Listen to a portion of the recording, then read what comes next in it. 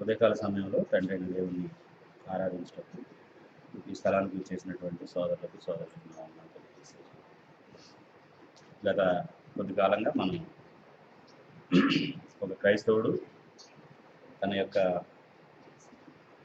క్రైస్తవ జీవితాన్ని ప్రారంభించడానికి లేదా బలమైనటువంటి విధానంలో నిర్మించుకోవడానికి ఎలాంటి సంగతులు నేర్చుకోవాలి అన్నటువంటి విషయాల్ని అందరూ గ్రహించేటట్టుగా మొదటి నుండి మనం ఆలోచిస్తూ ఉన్నాం.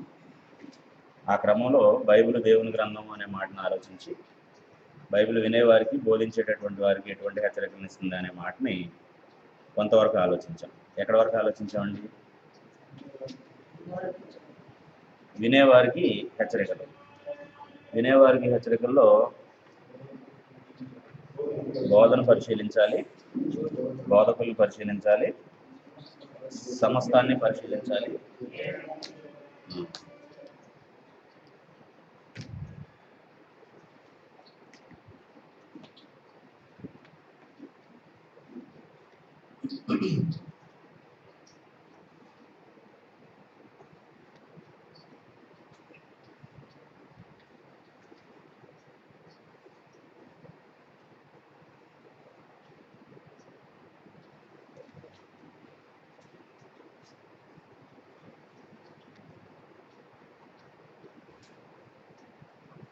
బైబిల్ వినేవారికి బోధించే వారికి హెచ్చరికలు అనే పాఠం సగం ఆలోచించాలి గత వారం. అంటే వివరాల్లో వెళ్ళట్లేదు, అసలు మనం ఏం ఆలోచించామనేది కొంత చెప్తాము. బైబిల్ అర్థమయ్యే గ్రంథమే.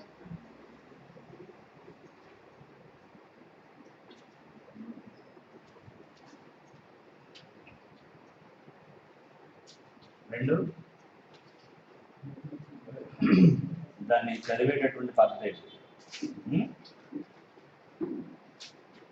ఎలా చదివితే అర్థమవుతుంది అనేది మనం ఆలోచించాం. ఎవరు రాశారు. మూడు, బైబిల్ సంపూర్ణమైనది, ఇంకా దానికి ఏది కల్పన అవసరం లేదు, దాని నుండి ఏది తీసివేయకూడదు అని. అప్పుడు నాలుగోది మనం ఏం ఆలోచిస్తున్నామనంటే వినువారికి హెచ్చరికలు.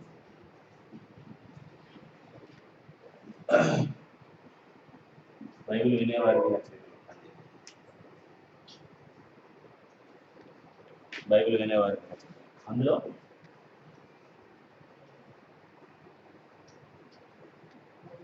బోధన పరిశీలించాలి,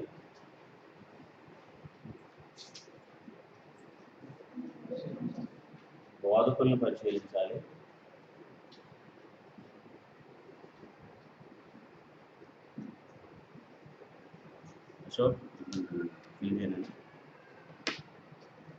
బోధన పరిశీలించాలి, బోధకులను పరిశీలించాలి, సమస్తమును పరిశీలించాలి అని చెప్పేసి మనం ఆలోచించాలి. సమస్తాన్ని పరిశీలించాలి. అప్పుడు మనకు ప్రకటించబడినటువంటివి అసత్యం అయితే, సత్యం కాకపోతే ఏం చేయాలండి?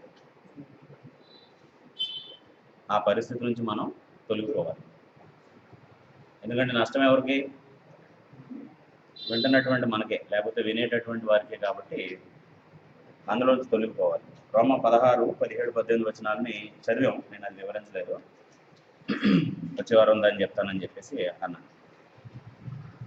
రోమిలకు రాసిన పత్రిక 16వ అధ్యాయం 17, 18 వచనాలను మనం చదివితే 145వ పేజీ.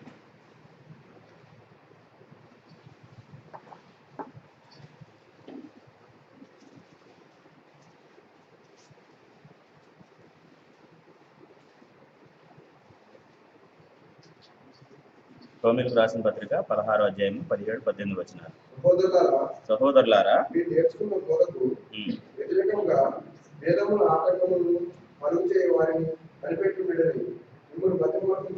రైట్. అంటే ఇప్పుడు సత్యం ప్రకటించబడింది, అపోస్తులు బోధించారు. ఆనాడు ఉన్నటువంటి సంఘాలకి పౌలు ఇంకా అపోస్తులు అందరూ కూడా బోధించారు. బోధకులు, సువార్తికులు అనేటటువంటి వారు బోధించారు. వాళ్ళు సత్యంలో ఉన్నారు. రోమాపట్నంలో ఉన్నటువంటి ప్రభు యొక్క సంఘం సత్యంలో ఉన్నారు.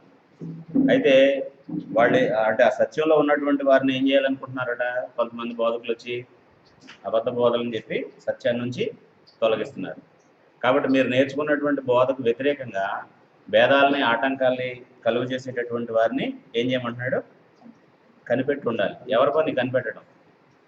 బోధించేవాళ్ళదా వినేవాళ్ళదా? వినేవాళ్ళు. కనిపెట్టి ఉండుడి అన్నాడు. మరి ఎందుకు బోధిస్తారండి వాళ్ళు అలా అని అంటే, అట్టివారు మన ప్రభు అయిన క్రీస్తు కాక తమ కడుపునకే దాసులు, ఇంపైన మాటలు ఇచ్చకముల వలన నిష్కపటుల మనసులను మోసపుచ్చుదురు అన్నాడు. కాబట్టి ఇక్కడ సమస్తాన్ని పరిశీలించాలన్న మాట తర్వాత విన్నదాన్ని అంటే అది అసత్యం అని తెలిస్తే దానిలో నుంచి ఏం చేయాలట, తొలగిపోవాలి. తొలగిపోవాలంటే బాగా పరిశోధించాలి కదా. చెప్పబడుతున్నటువంటి మాట అవునా కాదా, లేఖనానుసారంగా ఉందా లేదా అనేటటువంటిది పరిశీలించాలా అక్కర్లేదండి.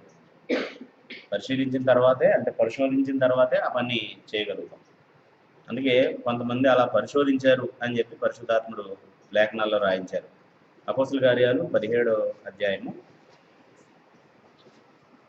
10-11 వచనాలు చదివితే 120, పేజ్ నెంబర్ 120. అపోస్తుల కార్యాలు 17వ అధ్యాయము 10-11 వచనాలని చదువుతున్నాను, గమనించండి. వెంటనే సహోదరులు రాత్రివేళ పౌలును శీలను బెరయకు పంపించిరి. వారు వచ్చి యూదుల సమాజ మందిరంలో ప్రవేశించిరి. వీరు తెస్సలోనికలో ఉన్న వారి కంటే గనులై ఉండిరి కనుక ఆసక్తితో వాక్యమును అంగీకరించి పౌలును శీలయు చెప్పిన సంగతులు అలా ఉన్నవో లేవో అని ప్రతిదినము లేఖనములను పరిశోధించు వచ్చి. అంటే ఈ సందర్భాన్ని మనం జాగ్రత్తగా గ్రహించాలంటే, పౌలు తెస్సలోనిక పట్టణంలో వాక్యాన్ని బోధించాడు. అక్కడ ఉన్న ఇబ్బందికరమైనటువంటి పరిస్థితులను బట్టి సహోదరులు ఏం చేశారంటే, ఇక్కడ వద్దు, ఇక్కడ ఉంటే నీకు ఏదో ప్రమాదం జరుగుతుంది కాబట్టి నువ్వు వెళ్ళిపో అని చెప్పేసి తర్వాత అంటే వేరే ప్రాంతానికి పంపించారు. అక్కడ నుంచి వేరే చోటకు పంపించారు. దాని పేరేంటి, బెరయ. బెరయకు వెళ్ళిన తర్వాత అక్కడికి వెళ్ళి సమాజ మందిరంలో ఎక్కడైనా ఆయన స్టైల్ అది. పౌలు సువార్త ప్రకటించడానికి ఎన్నుకునే ప్రాంతం ఏదంటే సమాజ మందిరంలో ధర్మశాస్త్రం తెలిసినటువంటి యోధులు ఎక్కువ మంది ఉంటారు. వాళ్ళకి చెప్తే తొందరగా అది అర్థం చేసుకుంటారు. అంటే అనిల్ కూడా చెప్పాడు, కానీ ఎవరైతే కొంతవరకు విషయాలు ఎరిగినటువంటి వారు ఉన్నారో వాళ్ళు తొందరగా గ్రహిస్తారు. ఇప్పుడు యూదులకి సువార్త ప్రకటించేటప్పుడు చేయాల్సినటువంటి పని ఏంటి, కేవలం ఈ లోకానికి రావాల్సినటువంటి మెస్సయ్య నజరేతు వాడైనటువంటి యేసుక్రీస్తే అని చెప్పడమే. అది చెప్తే చాలు, వాళ్ళకి మిగిలినవన్నీ తెలుసు. వాళ్ళు బాగా లేఖనాల పట్ల అవగాహన ఉన్నటువంటి వ్యక్తులే. కాబట్టి ఆయన సమాజ మందిరాల్లోకి వెళ్ళి చెప్తూ ఉన్నప్పుడు అక్కడ ఉన్నవారు వచ్చింది పౌలు కదా అని చెప్పేసి నమ్మేయలేదండి. మనం చాలాసార్లు మనుషులను బట్టి వాక్యాన్ని నమ్ముతాం. వాక్యాన్ని బట్టి మనుషులు నమ్మితే బాగుంటుందండి, అది సరైన పద్ధతి కదండి. మనుషులను బట్టి వాక్యాన్ని నమ్మితే ఎలా ఉంటుందనంటే, ఆ మనిషి రాకమునిపై ఆ మనిషిని గురించి పెద్ద ప్రచారం జరుగుతుంది. టీవీలో చూస్తాం మనం, ఆయన చేయి పెడితే కింద పడిపోతున్నారని, ఆయన ప్రార్థన చేస్తే నూనె రాస్తే ఎలాంటి రోగమైనా తగ్గిపోతుందని పెద్ద పెద్ద హోర్డింగ్లు కటౌట్లు పెట్టి ఆ మనిషిని చాలా గొప్ప వ్యక్తిగా చిత్రీకరిస్తున్నారు. ఇక అతను గొప్పవాడు అనుకున్న తర్వాత అతను ఏం చెప్పినా గొప్పగానే ఉంటుంది. ఆ గొప్పతనాన్ని దేన్ని బట్టి ఆపాదించాలి, వాక్యాన్ని బట్టి.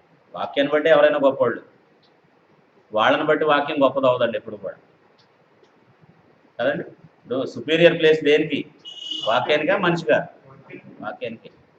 అప్పుడు వచ్చి చెప్పేది పౌలైనా సరే, అప్పుడు పౌలు ఎలా ఉన్నాడు తెలుసా, ఇప్పుడు చేసే వీళ్ళందరూ ఇప్పుడు చేసే నాటకాల కంటే ఇంకెక్కువగా చేయగలిగినటువంటి నిజమైనటువంటి శక్తి కలిగినటువంటి వాడు. ఆయన చేతిగుడ్డలైనా నడికట్లైనా తీసుకుని వెళ్ళి రోగుల దగ్గర ఉంచితే వాళ్ళ రోగాలు తగ్గిపోతున్నాయి, చనిపోయిన వారు సైతం తిరిగి లేస్తున్నారు, బాగుపడుతున్నారు. అంత అద్భుతంగా దేవుడు ఆయన వాడుకుంటున్నాడు. మరి అలాంటి వ్యక్తి కూడా అబద్ధం చెప్తాడా అని మనం అనుకుంటాం. కానీ వాళ్ళు ఏం చేశారట, ఆయన ఎవరైనా కావచ్చు, పౌలు కావచ్చు, లేకపోతే ఇంకెవరైనా కావచ్చు, ఆయన చెప్పేది లేఖనాల్లో ఉందా లేదా అని చెప్పి పరిశీలించడం కంటే ఎక్కువ పరిశోధించడం అనేది. అవునా? ఏమంటారండి పరిశోధించడం ఏమంటారు? రీసెర్చ్ చేస్తున్నాడు అనమాట అండి వాడు. అవునా కాదా? ఇదిగో ఈ లేఖనాల ప్రకారం యేసుక్రీస్తే ఈ లోకానికి రావాల్సినటువంటి మెస్సయ్య అని చెప్తే ఆ లేఖనం సరిపోతుందా లేదా, ఆయన ప్రవర్తన దానికి అనుగుణంగా ఉందా లేదా, ఆయన విషయంలో నెరవేరిందా లేదా అని తెలుసుకుని అప్పుడు నమ్మారనమాట అండి వాళ్ళు. అటువంటి వాళ్ళు ఎప్పుడు కూడా దేనిపైన ఆధారపడి బ్రతుకుతారు? లేఖనాల మీద ఆధారపడి బ్రతుకుతారు. మనుషుల మీద కాకుండా అలా అలా బ్రతుకుతారు అన్నమాట. కాబట్టి వినేవాళ్ళు ఏం చేయాలి? వినేటటువంటి వాళ్ళు ఏం చేయాలి? లేఖనాల్ని పరిశోధించాలి. కొంచెం సమయం పెట్టాలండి, కొంచెం శ్రమ పడాలి. ఏది రాలా, మీరు చదివిన చదువులు కూడా మీకు వచ్చేసినాయా కష్టపడకుండా? మీరు చదువుకున్నారు, ఒక ఉన్నతమైనటువంటి స్థితికి చేరినటువంటి వాళ్ళు ఎక్కువ మంది ఉన్నారు. మీ చదువు మీకు సునాయాసంగా వచ్చిందా? చాలా చాలా కష్టపడితే, చాలా శ్రమిస్తే, చాలా త్యాగాలు చేస్తే అది మీకు వచ్చింది. బైబిల్ గ్రంథాన్ని కూడా కొంచెం మనసు పెట్టి చదివితే ఆటోమేటిక్గా అర్థమవుతుంది. అర్థం కాదు అనే కోటాలో పరిశోధించడం మానేయకూడదండి. ఏది మనకు పుడుతుందో అర్థమైంది, ఏదైనా అర్థమైందా మనకు పుట్టుతోనే? ఏది అర్థం కాల, అన్నీ నేర్చుకుంటే వచ్చినాయి అన్నమాట. అందుకు గుడ్డిగా నమ్మకుండా లేఖనాలు పరిశోధించాలి అని చెప్పేసి వినేవారికి ఏమేమి హెచ్చరికలు ఇచ్చాడు అనేది మనం ఆలోచిస్తున్నాం. నెంబర్ 1, బోధన పరిశీలించాలి. ఎందుకంటే ఒక చోట ఇలా జరుగుతుందని చెప్పి ఇంకో చోట అలా జరగదని చెప్పారు అనుకోండి, దానికే కాంట్రవర్సీ ఉంది. అప్పుడు మనం గ్రహించగలం ఇది సరైన బోధ కాదు అని. బోధకులు పరిశీలించాలి. వాళ్ళు చెప్పేదానికి వాళ్ళ జీవిత విధానానికి సరిపోకపోతే అబద్ధ బోధకులు. సమస్తాన్ని పరిశీలించాలి. ప్రతిదాన్ని పరిశీలించడం అనేటటువంటి మంచి అలవాటు మనకు ఉండాలి. ఒకవేళ ప్రకటించబడింది అబద్ధం అయితే దాని నుండి ఏం చేయాలి? తొలగిపోవాలి. తొలగిపోవడానికి ముందు ఏం చేయాలి అంటే పరిశోధించాలి. ఈ వచనాలన్నీ గుర్తున్నాయి కదా. 1 యోహాను 4:1 1 నుంచి కొన్ని వచ్చింది. 4:1 అలాగే మత్తయి 7:15 1 తెస్సలోనికయ 5:21 రోమా 16:17-18 వచనాలు అపోస్తుల కార్యాలు 17:10-11 వచనాలు. అలాగే రైట్. మనం అనుకుంటాం సరే పరిశోధించకపోతే వచ్చే ఇబ్బంది ఏముందండి, లేకపోతే పరిశీలించకపోతే బోధనే వినేటటువంటి వారు దాన్ని పరిశీలించకపోతే వచ్చినటువంటి నష్టం ఏంటండి అనుకుంటాం. నష్టం ఏంటి అని మనం ఆలోచిస్తే ఆ నష్టాన్ని కూడా బైబిల్ మనకు చాలా వివరంగా చెబుతూ ఉంది. తీతుకు రాసిన పత్రిక అంటే బోధన పరిశీలించకపోతే వచ్చేటటువంటి నష్టం.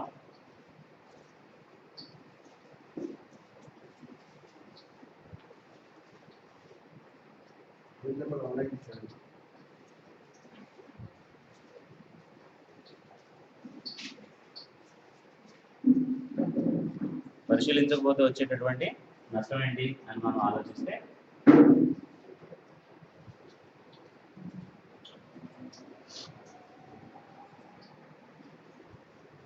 తీతుకు రాసిన పత్రిక 1వ అధ్యాయము 10-11 వచనాలు.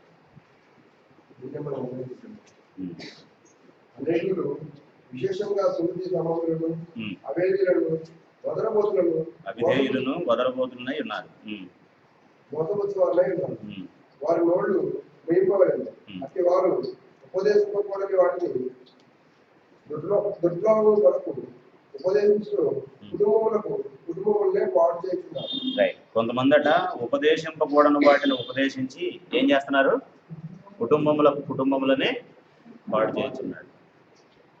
ఒకడు బోధన పరిశీలించలేదనుకోండి, సరే ఏదైనా దేవుని వాక్యం అనుకున్నాం అనుకోండి, ఏం జరుగుతుందట? ఏ నష్టం వస్తుందట? కుటుంబములే పాడవుతాయి. తీర్పు 1:10 మనం చదివితే కుటుంబాలు పాడవుతాయి.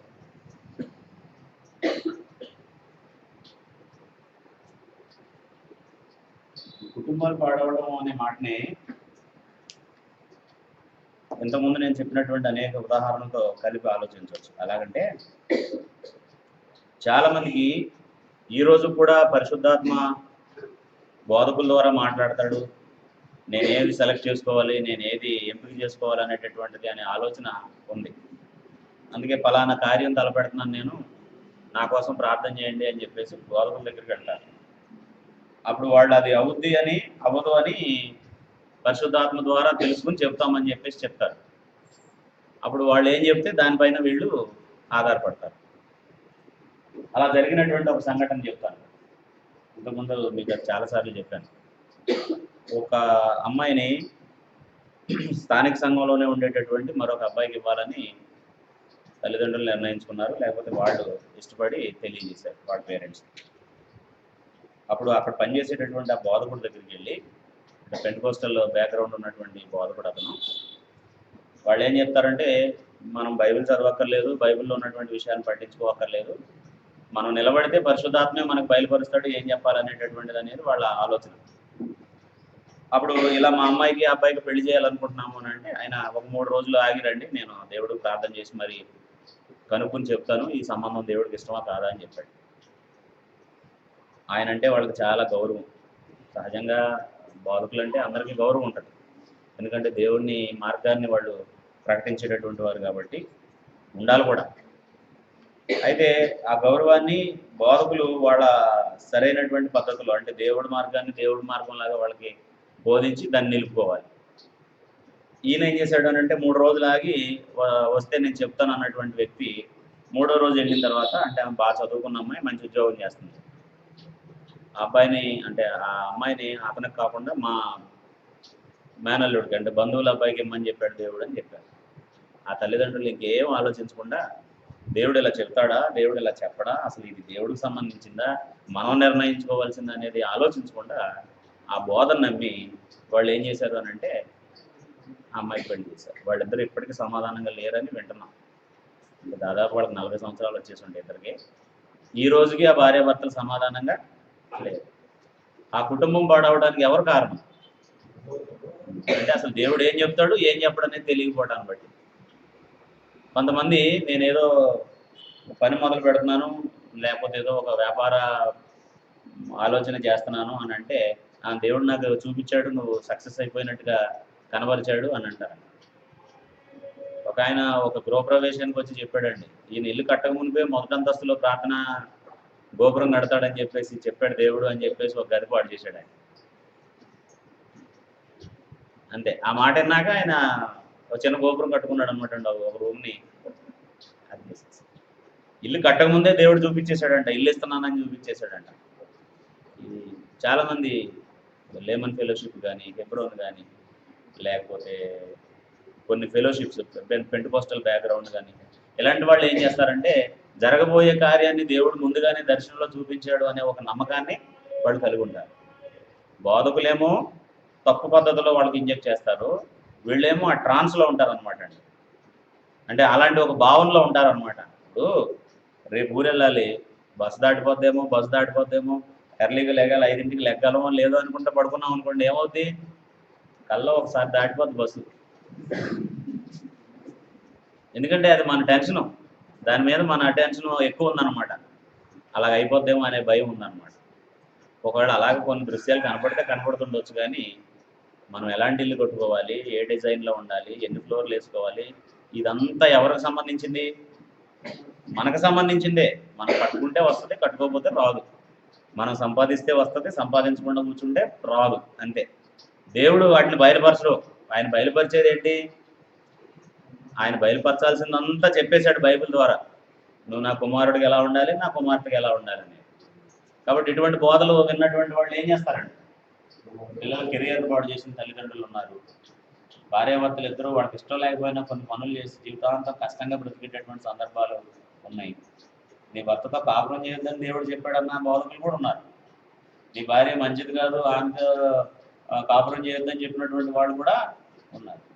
దేవుడు ఎప్పుడు కూడా మంచికే కర్త కానీ చెడు కర్త కాదు. కాబట్టి కుటుంబాలనే పాడు చేస్తాం. బోధన పరిశీలించకపోవడం అనేది మన నెగ్లిజెన్సీ, అది దానికి దేవుడు బాధ్యుడు కాదు. కాబట్టి బైబిల్ మనకి ఇచ్చే హెచ్చరిక ఏంటంటే, నువ్వే బోధ వింటున్నావో అది కనుక నువ్వు పరిశీలించలేదా, ఏదో ఆస్పెక్ట్లో నీ కుటుంబం పాడవుతుంది. లేదా జీవితాంతం ఇదే సత్యం అనుకుని మనం అందులో ఉంటాం. ఒకరోజు దేవుడు తీర్పు తీర్చి మనకు బహుమానం ఇచ్చే సమయానికి ఇది కాదు నేను ప్రకటించిందని చెప్పినప్పుడు ఏం చేస్తాం, ఇప్పుడు మనం ఏది నమ్ముతామో ఆటోమేటిక్గా మన కుటుంబం అది నమ్మేటట్టుగా కన్విన్స్ చేస్తామండి, అవునా కదమ్మా. మనం ఏం నమ్ముతామో అది వాళ్ళు నమ్మేటట్టుగా వాళ్ళని కన్విన్స్ చేస్తాం.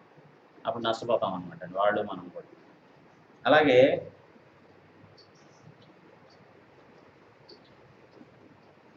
బోధన పరిశీలించకపోతే నష్టం ఏంటంటే మనకు ఒక హ్యాబిట్ వస్తుందండి. అది ఏంటంటే ఇందాక లేఖనాల్లో చదివారు కదా సహోదరులు, 2 తిమోతి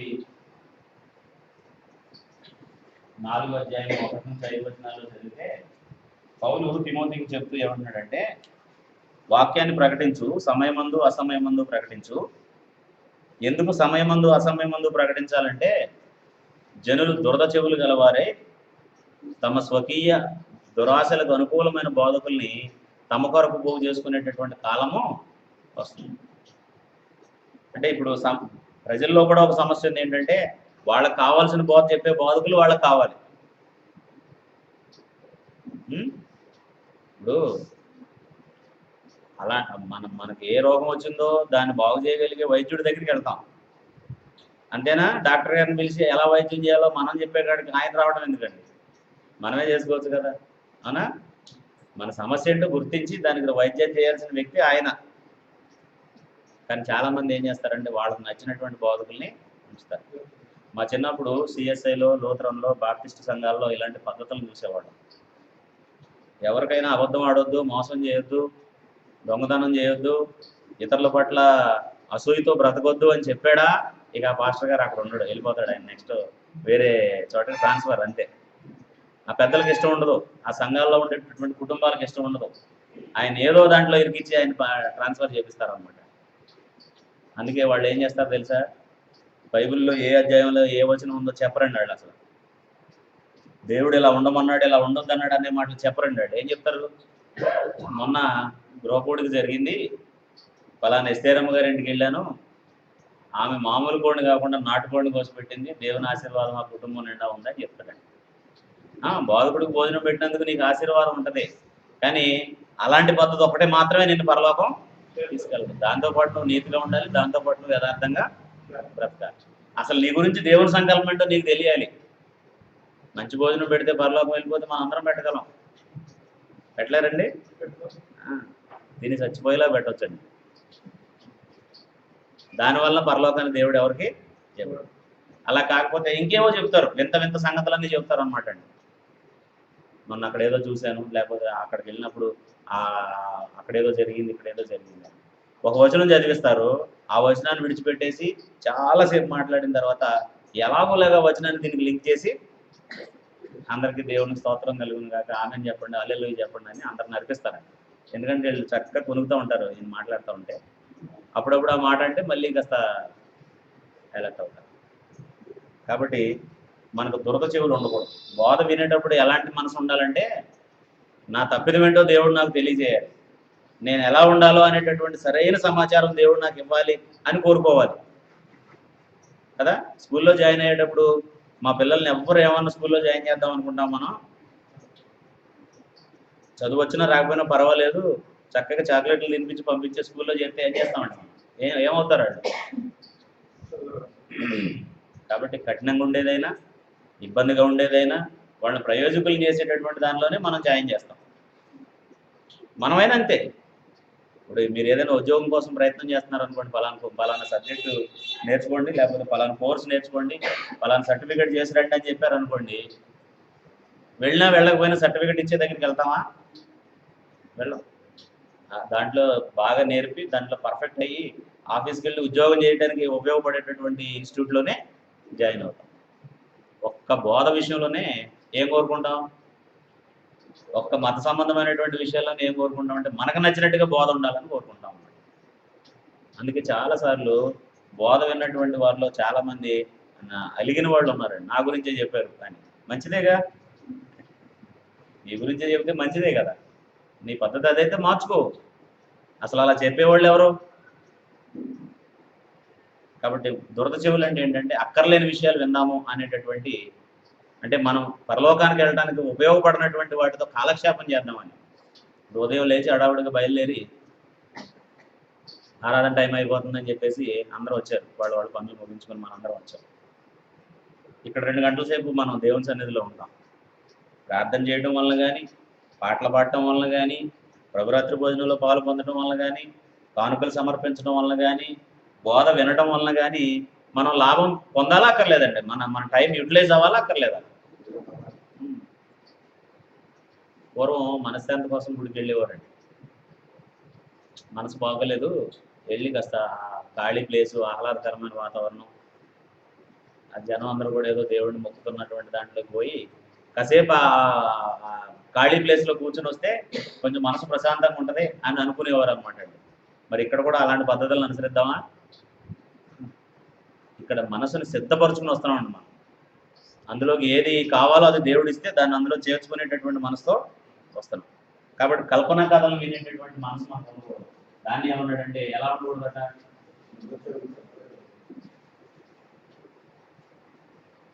అంటే ప్రమాదం ఏంటి అని అంటే దొరక చెవులు వస్తాయి. ఎప్పుడైతే బోధలో ఉండేటటువంటి సారాంశాన్ని వినకుండా సరదాగా ఉండేటటువంటి మాటల్ని, ఇప్పుడు మీరు గమనించండి, ఎక్కడైనా పెద్ద మీటింగ్ సభ జరుగుతుంది అనుకోండి, ఇలాంటి ఒక సబ్జెక్ట్ చెప్తా ఉంటే వాళ్ళు కొంచెం అటు చూడటం ఇటు చూడటం, నిద్రపోవటం, అలసటగా ఉండటం, ఒళ్ళు ఇచ్చుకోవటం, ఇలాంటివి చేస్తూ ఉంటారు. ఏమైనా పెట్ట కథలు చెప్పమానండి, నవ్వించే చెప్పమానండి, అప్పుడు చాలా ఇంట్రెస్టింగ్గా వింటారు అన్నమాట. అందుకే మనం అక్కడికి వెళ్ళింది. ఇంట్లో టీవీ పెట్టుకుంటే బోల్డ్ అని ఉన్నాయండి కామెడీ జోన్స్ ఉన్నాయా, అవి చూడవచ్చు, నవ్వచ్చు. నవ్వుకోవడానికి వెళ్ళక్కర్లేదు చర్చికి వెళ్ళేది ఎందుకు? అందుకే దావీదు ఏమన్నాడంటే 66వ కీర్తనలో, నీ ప్రభావం పొందాలని నేను నీ దగ్గరికి వస్తున్నాను.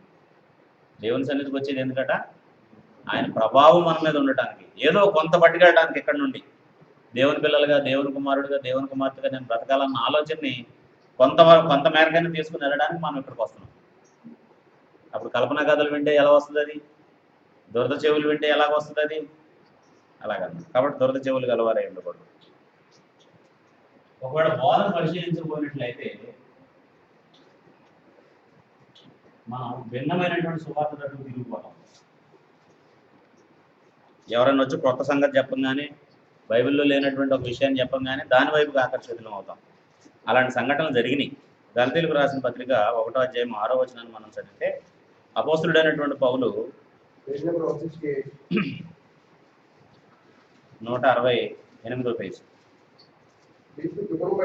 క్రీస్తు కృపను బట్టి మిమ్మల్ని పిలిచిన వారిని విడిచి భిన్నమైన సువార్త తట్టుకు మీరెంత త్వరగా తిరిగిపోవడం చూడగా, పౌలు ఏమంటున్నాడంటే మీరు భిన్నమైనటువంటి సువార్త తట్టుకు ఇంత తొందరగా తిరిగిపోయారు. ఎందుకంటే నేను మీకు సువార్త ప్రకటించినప్పుడు ఏం చెప్పాను? 8వ వచనం, మేము మీకు ప్రకటించిన వాక్యం కాక ప్రకటించిన సువార్త కాక మరొక సువార్తను మేము ఏమైనా పరలోకం నుండి వచ్చినాక దోతాయిలను మీకు ప్రకటించిన ఎడల అతను శాపగ్రస్తుడు అవును కాక. రైట్. పౌలు వాళ్ళకి వాక్యాన్ని ప్రకటించినప్పుడు ఏం చెప్పాడట? ఇది దేవుడు మనకు బయలుపరిచింది, ఇది దేవుడు మనం అనుసరించమని చెప్పినటువంటిది.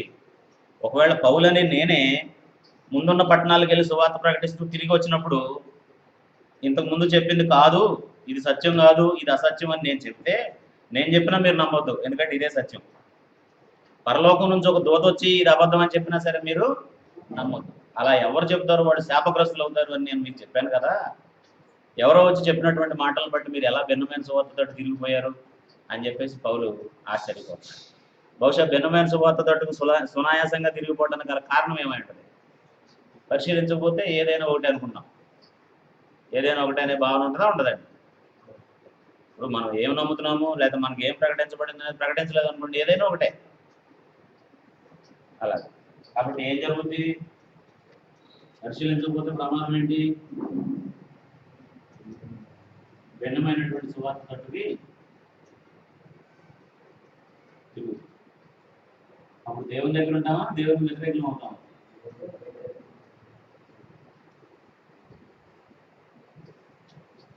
మనమైతే ఏ భావనలో ఉంటాం? ఆ దేవుడికి వ్యతిరేకమైందే, కానీ మనమే ఆలోచనతో ఉంటామండి. మనకేమనిపిస్తుంది? మనం దేవుడితో సహవాసం చేస్తున్నాం అనిపిస్తుందా, లేదనిపిస్తుందా? చేస్తున్నాం అనిపిస్తుంది కానీ చెయ్యం. అది ప్రమాదం. అక్కడ చేస్తున్నాం అనిపిస్తుంది కానీ చెయ్యం. ఎందుకంటే దేవుడు బోధన బట్టి మనతో సహవాసం చేస్తాడు. అంటే ఆయన విధానాలని, ఆయన ఆజ్ఞలు బట్టి మనతో సహవాసం చేస్తాడు తప్ప ఆయన ఆజ్ఞలకు అతీతంగా మనతో సహవాసం అయినా చేయడు. అలాగన్నమాట. రైట్. ఒకవేళ దీనికి భిన్నమైనటువంటి బోధ కనుక ఎవరైనా తెచ్చినట్లయితే వారితో ఎలా వ్యవహరించాలి అంటే దేవుని వాక్యానికి భిన్నంగా, లేకపోతే దేవుడు యేసుక్రీస్తు బోధించిన దానికి భిన్నంగా ఎవరైనా వ్యవహరిస్తే వాళ్ళతో ఏం చేయాలంటే వాళ్ళ విషయంలో ఏం చేయాలి? 2 యోహాను పత్రిక 9-10 వచనాలు, ఒక అధ్యాయం ఉంటుంది అందులో. పేజ్ నెంబర్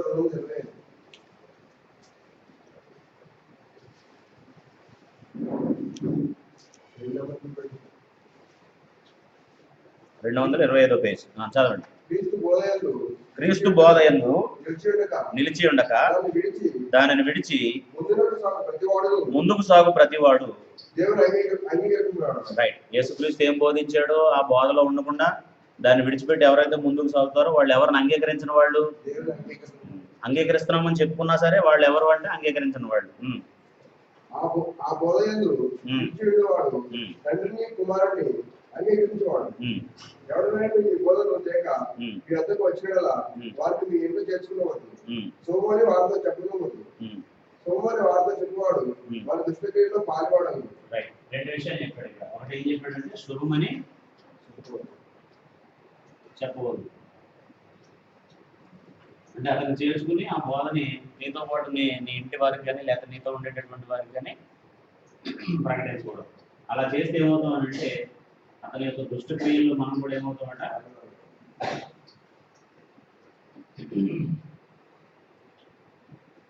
అలా. కోర్టు ఒక హత్య కేసులో కత్తితో పొడిచిన వాడికి కత్తి అందించిన వాడికి ఒకే శిక్ష వేస్తుంది. ప్రభుత్వం దృష్టిలో చట్టం దృష్టిలో రెండు ఏంటి? కత్తి అందించడం ఎంతో, అంటే కత్తితో పొడవటం ఎంతో, కత్తి అందించడం కూడా అంతే తప్పు. ఎందుకంటే అతను కూడా ఆ హత్య చేయడానికి ఆలోచించాడు, నిర్ణయించుకున్నాడు. అలాగే అబద్ధ బోధ మనం ప్రకటించడం, అబద్ధ బోధని ఇంకొకరు అంగీకరించేటట్టుగా ప్రోత్సహించడం కూడా ఒకటే. అందుకే దుష్టక్రియల్లో నువ్వు కూడా పాల్గొనబోతావు. అంటే ఈ దుష్టక్రియలు చేసినందుకు, ఈ అబద్ధ బోధ ప్రకటించినందుకు వాళ్ళకి ఎలాగైతే శిక్ష వస్తుందో, అది ప్రకటించబడేటట్టుగా ఎంకరేజ్ చేసినందుకు నీకు కూడా అదే శిక్ష వస్తుంది. ఈరోజు చాలామంది మేము ఎక్కడెక్కడో ఎవరెవరో దేవుని వాక్యాన్ని బోధిస్తున్నారండి అంటే మేము క్రీస్తు సంఘ సభ్యులు, క్రీస్తు ప్రభు యొక్క సంఘంలో ఉండేటటువంటి సువార్త పనుల నిమిత్తం డబ్బులు పంపిస్తాం. అలాగే ఎక్కడో ప్రేయర్ టవర్ కడుతున్నారు, లేకపోతే ఇంకెక్కడో స్వస్థతశాల కడుతున్నారు, లేకపోతే ఇంకేదో కార్యక్రమం చేస్తున్నారు, వాళ్ళకు కూడా డబ్బులు పంపిస్తామండి మేము. ఏదైనా దేవుని సేవే కదండి అంటున్నారు. సరే, నువ్వు దేవుని వాక్యం ప్రకటించేటటువంటి వాళ్ళకి డబ్బులు పంపించినప్పుడేమో సత్యాన్ని ప్రోత్సహిస్తున్నావు. ప్రేయర్ టవర్ కట్టేవాడికి డబ్బులు పంపిస్తే నువ్వేం చేస్తున్నావు? ఇప్పుడు ఆ విధానం దేవునిదా లేకపోతే దేవుని విధానానికి భిన్నమైందా? ఇప్పుడు ప్రేయర్ టవర్ కట్టామండి, ఇప్పుడు ఈ స్థలాన్ని నమ్ముతారా దేవుడు నమ్ముతారా ప్రజలు? దీన్ని పూజిస్తారండి ఎవరైనా, అవునా కదండి? దేవుడు సొలొమోను దేవాలయాన్ని కట్టించేటప్పుడు అలాంటి హెచ్చరిక ఇచ్చాడు యూదులకి. ఆకాశము నా సింహాసనము, భూమి నా పాదపీఠము, నా కొరకు నువ్వు ఎలాంటి స్థలాన్ని కడతావు అన్నాడు. తర్వాత అనంతకాలంలో అంటే దాని తర్వాత జరిగినటువంటి సంఘటనలు మనం చూస్తే దేవుడి కంటే దేవాలయాన్ని ఎక్కువ ప్రేమించారు యూదులు. అందుకే అది పడగొట్టబడింది. యేసుప్రభు చెప్పాడు. యేసుప్రభు ఆయన శిష్యులు కలిసి వెళ్తా ఉంటే ఏమని చెప్పారు వాళ్ళు? చూసావా దేవాలయం ఎంత బాగా కట్టారో చూసావా, దాని కట్టడాలు ఎలాగున్నాయో చూసావా అని యేసుప్రభుకి చూపిస్తే యేసుప్రభు ఏమన్నాడండి? ఆ రాతి మీద రాయి లేకుండా పడిపోవటం మీరు చూస్తారు. కాబట్టి ఈ ప్రేయర్ టవర్ కట్టడం అనేది దేంతో సమానం అండి. కాబట్టి అట్లాంటి కల్చర్ వచ్చేసింది. ఇప్పుడు ఆర్సీఎం మోడ్ స్టార్ట్ చేశారు. 4 రోడ్ల కూడల్లో ఒక పెద్ద ఒకదాని మీద ఒకటి ఉన్న 10-20 అంతస్తులు ఉండేటట్టుగా, లేదా 5-6 అంతస్తులు ఉండేటట్టుగా ఒక టవర్ లాంటిది, ఒక చిన్న రౌండ్ షేప్లో ఉండేటటువంటిది కట్టడం. దాని క్రింద ఒక చిన్న దాని మీద యేసుప్రభుని ఎత్తుకుని ఉన్న మరియమ్మ గారి బొమ్మ పెట్టడం, అక్కడ ఒక చిన్న గంట పెట్టడం, అక్కడ ఒక చిన్న గుండీ పెట్టడం, ఇవన్నీ పెట్టేశారు. వెళ్తాడు, ఆ గంట కొడతాడు, అక్కడ లెంపలు వేసుకుంటాడు, అందులో డబ్బులు వేస్తే వెళ్ళిపోతాడు. అయిపోయిందండి. అతను ఇంకేమి అతనికి అది అంటే దేవుడు పరవశించిపోవాలి అతను చూసి, అంతే. అది ఆ లెక్క. ఇప్పుడు వాళ్ళు పెడితే మంచి స్పందన వస్తుంది కదా, నెమ్మదిగా వేరే వాళ్ళు మొదలు పెట్టారు. ప్రేయర్ టవర్ అని అదని ఇదని ఇలాంటివన్నీ కూడా మొదలు పెట్టేశారు. కాబట్టి నువ్వు పాల్పడబోతున్నావు అది గుర్తుంచుకో. నీ ధనం దేనికోసం ఖర్చు పెట్టబడుతుంది అనే దాన్ని కూడా నువ్వు గమనించవలసినటువంటి అవసరం లేదు. నీ ధనాన్ని ఉపయోగించి సత్యాన్ని ప్రకటిస్తే అందులో నీకు పాలు ఉంటుంది. నీ ధనాన్ని ఉపయోగించి అసత్యాన్ని ప్రకటిస్తే అందులో కూడా నీకు పాలు ఉంటుంది. కాబట్టి మంచి పనుల కోసం లేకపోతే నువ్వు ఆలోచించుకో, ఒక గ్రహింపుతో ఆ పని చేయి, అలా చేయాలన్నమాట. చాలామందికి ఇలాంటి అంటే దేవుడికి లేని మంచితనం ఉంటుందండి. అలాంటి మంచితనం దేవుడికి ఉండదు. మంచిని చెడుని ఒకేలాగా చూసి అంత మంచితనం ఎవరికి ఉండదు? దేవుడికి ఉండదు. మంచిని మంచిలాగా చెడుని చెడులాగా ఆయన చూస్తాడు. కానీ మనకు ఉంటుందండి చాలాసార్లు అంతకంటే ఎక్కువ మంచితనం. కాబట్టి దుష్టక్రియలో పాల్గొనడం ఉంటాం అంటాడు. ఒకవేళ మనం ప్రకటించబడిన వాక్యం రైట్ అయితే, నిజమైంది అయితే, అంటే దేవుని సంకల్పాన్ని అనుసరించింది అయితే ఏం చేయాలండి మనం? యాకోబు 1:20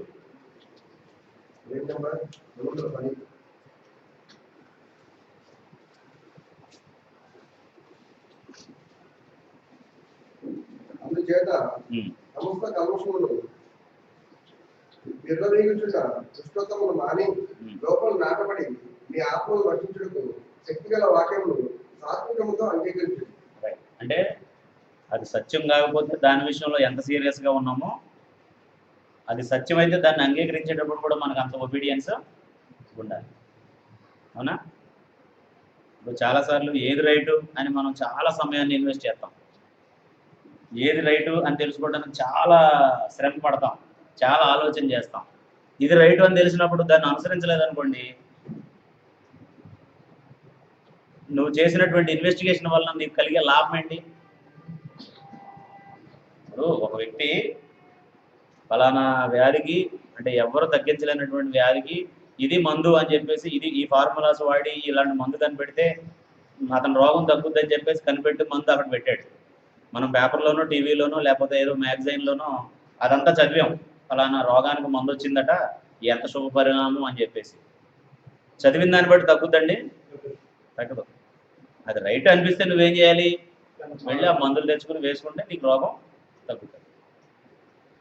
కాబట్టి మనం చాలాసార్లు రైట్ ఏదో తెలుసుకోవడానికి చాలా సీరియస్గా ప్రయత్నం చేస్తాం, కానీ దాన్ని అంగీకరించడానికి మాత్రం ఏం చేస్తాం?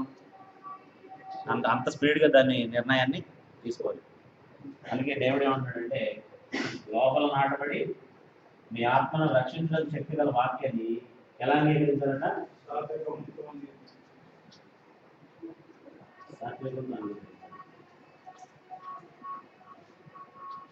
ఓకే, మనం ఏం ఆలోచిస్తున్నామని అంటే, బైబిల్ దేవుని గ్రంథం, అది వినేవారికి బోధించేటటువంటి వారికి హెచ్చరికలిస్తుంది అని ఆలోచిస్తుంది. బైబిల్ అర్థమయ్యేటటువంటి గ్రంథమే. బైబిల్ అర్థమయ్యేటటువంటి గ్రంథమే. 3 విషయాలను ఆలోచించాం. ఒకటేంటంటే చదివితే అర్థమవుతుందని. 2 అంటే ఒకటి అర్థమయ్యే గ్రంథమే అని, లేకపోతే మీరు గ్రహించగలిగే సంగతిలో రాయించాలని దేవుడు చెప్పాడని.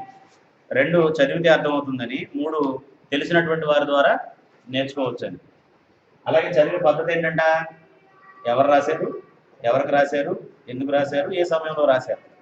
దానివల్ల ఎవరు రాశారన్నప్పుడేమో గ్రంథకర్త ఎవరో మనకు అర్థమవుతుంది, ఎవరికి రాశారన్నప్పుడేమో గ్రహీతలు ఎవరో మనకు అర్థమవుతుంది, ఎందుకు రాశారన్నప్పుడేమో విషయం మనకు అర్థమవుతుంది, ఎప్పుడు రాశారన్నప్పుడేమో కాలం ఏంటో మనకి తెలుస్తుంది.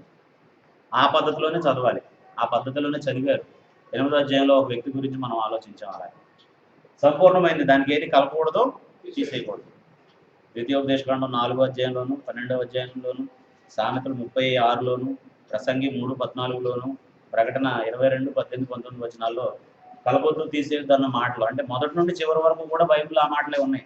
దీనికి ఏది కలపొద్దు, దీని నుంచి ఏది తీసేయద్దు అని చెప్పేసి. అప్పుడు వినేవారికి ఇచ్చినటువంటి హెచ్చరికలు ఏంటంటే, బోధన పరిశీలించాలి. ఎందుకంటే అనేకమైన అబద్ధ ప్రవక్తలు లోకంలోనికి బయలు వెళ్ళారు కాబట్టి ప్రతి ఆత్మను నమ్మక ఆ ఆత్మలు దేవుని సంబంధమైనవో కావో పరీక్షించండి అని చెప్పి. బోధకులు పరీక్షించాలి. ఎందుకంటే వాళ్ళ క్రియలు, వాళ్ళ బోధ ఒకలాగా ఉన్నాయా లేవా అని. ఎందుకని? గొర్రెల చర్మం వేసుకుని మీ ఎత్తుకు వస్తారు కానీ వాటి లోపల క్రూరమైన తోడేళ్ళు అని చెప్పాడు. సమస్తాన్ని పరిశీలించాలి, మేలైన దాన్ని చేపట్టాలి. ఒకవేళ అది మనం ప్రకటించిన బోధ తప్పు అయితే దాని నుంచి మనం ఏం చేయాలి? తొలగిపోవాలి. తొలగిపోవడానికి ముందు ఏం చేయాలి అని అంటే వాడు తొలగిపోవాలా అక్కర్లేదని మనం తెలుసుకోవాలంటే దాన్ని పరిశోధించాలి. పరిశీలించకపోతే వచ్చే నష్టం ఏంటంటే మన కుటుంబాలు పాడవుతాయి. మనం నమ్మే బోధన బట్టే, మనం చేసే ప్రాక్టీస్ని బట్టే దేవుడు మనం ప్రతిఫలం ఇవ్వటం. దురద చెవులు గల వారం అవుతాం. అంటే సత్యాన్ని వినకుండా అసత్యాన్ని విని ఎంటర్టైన్మెంట్ కోసం చర్చ్కి వెళ్ళేటటువంటి అలవాటు చేసుకుంటాం. ఉంటుందండి మనుషుల్లో ఎంటర్టైన్మెంట్ కోసం చర్చ్కి వెళ్ళే అలవాటు చాలా మందిలో ఉంటుంది. మన దగ్గరికి అందుకే రారు ఎక్కువ మంది. ఎలాంటి ఎంటర్టైన్మెంట్ అంటే వైర్ గ్రూప్ ఉండి చక్కగా మనుషుల్ని ఇలాగ ఆడించే పాటలు పాడితే అందులో ఏ భావం ఉంది, అందులో ఏం అర్థం ఉంది, దాంతో ఎవరికి సంబంధం లేదు. అదొకటి. తర్వాత అంటే కూర్చునేటటువంటి సౌకర్యాలు కానీ, అక్కడ వచ్చేటటువంటి వ్యక్తులకి లభించేటటువంటి గౌరవ మర్యాదలు కానీ, అదొక రకమైనటువంటి ఎంటర్టైన్మెంట్. ఆ తర్వాత బోధకు సంబంధించి మనం ఆలోచిస్తే నువ్వు ఇలా మార్చుకో, నువ్వు ఇలా జీవించు అన్నటువంటి మాటే అక్కడ ఉండదు. అది కూడా బాగుంటుంది. ఏదో ఇంట్లో లేకుండా కాసేపు అలా బయటికి వెళ్ళి వచ్చామన్నట్టు అనిపిస్తుంది అనమాట. అంతకంటే పార్క్కి వెళ్తే బాగోదండి. అలాంటి వాటి కోసం అయితే ఎక్కడికి పోతే బాగుంటుంది? ఎక్కడికో పార్క్కి వెళ్ళిపోతే అంత ఎందుకంటే ఎక్కువ ఎంటర్టైన్మెంట్. మరి అక్కడికి దానికి వెళ్ళి ఇక్కడికి దీనికి వస్తే ఉపయోగం లేదు. కాబట్టి ఈ దురద చెవులు అనే హ్యాబిట్ వచ్చిందంటే మాత్రం వాక్యాన్ని అసలు స్వీకరించే మనసు ఉండదు. చాలా భయంకరమైనటువంటి మనసు అన్నమాట. భిన్నమైనటువంటి సువార్త తట్టు తిరిగేటటువంటి ప్రమాదం. అలాంటి అబద్ధ బోధలు చేసేటటువంటి వాళ్ళకి సొమ్మని చెప్పొద్దు. వాడి దుష్టక్రియల్లో బాధపడదు. ఒకవేళ మనం ప్రకటించబడింది సత్యం అయితే, అంటే ప్రకటించబడింది మనం చదివే బైబిల్ టాలీ అయితే ఒకేలా ఉంటే అప్పుడు ఏం చేయాలి? సాత్వికంతో అంగీకరించాలి. కొన్నిసార్లు సర్టిఫై చేసి వదిలేస్తారండి మనుషులు. రైట్, మీరు చెప్పేది కరెక్టే, నేను మాత్రం ఈ పద్ధతిలో ఉంటాను. ఇంక నీకు ఎందుకు ఉపయోగం ఏముందా? కరెక్ట్. అలా చాలామంది అన్నారండి అలా నాతో. చాలామంది అన్నారు అలా నాకు. ఒకసారి ఒక ఆర్సీఎం ఫాదర్ దగ్గరికి వెళ్ళాం. ఏదో వాళ్ళ కాలేజీలో అడ్మిషన్ దగ్గర సిగ్నేచర్ ఏదో కావాలి అని అంటే వెళ్తే వెయిట్ చేయమని అని అన్నారు. వెయిట్ చేసిన తర్వాత పబ్లిక్ వెళ్ళినప్పుడు మేము మాట్లాడుతుంది, ఆయన మాట్లాడుతుంది, దాన్ని బట్టి ఆయన ఏదో గ్రహించాడు, వీళ్ళు కూడా బైబిల్తో సంబంధం ఉన్నవాళ్లే అని చెప్పేసి. అప్పుడు మీరు ఏం చేస్తారంటే ఇలాగా నాతో ఒక ఆయన వచ్చారు, ఆయనతో ఇలాగ నేను దేవుని సేవ చేస్తానండి అది. అంటే ఇప్పుడు నెమ్మదిగా ఉన్నాను నేను. ఒక 5 సంవత్సరాల క్రితం, 4 సంవత్సరాల క్రితం ఆగలేకపోయేవాడినండి. ఏదన్నా ఎవరికైనా చెప్పాలంటే మాత్రం అది లోపల అంటే అది సత్యమైతే అది ఎవరికైనా, అది పెద్దోడైనా చిన్నోడైనా చెప్పేయాలి అనే అలాంటి ఒక స్పీడ్ ఉండేది. అప్పుడు మరి సార్ ఇలా కదా బైబిల్లో ఉంది, బిషప్ అన్నా, ఎల్డర్ అన్నా, ఓవర్సీయర్ అన్నా ఇవన్నీ ఒకటే కదా, మరి మీరు ఎందుకు ఇలా గ్రేడ్గా ఇదొక గ్రేడ్ అదొక గ్రేడ్ లాగా డివైడ్ చేసుకున్నారు?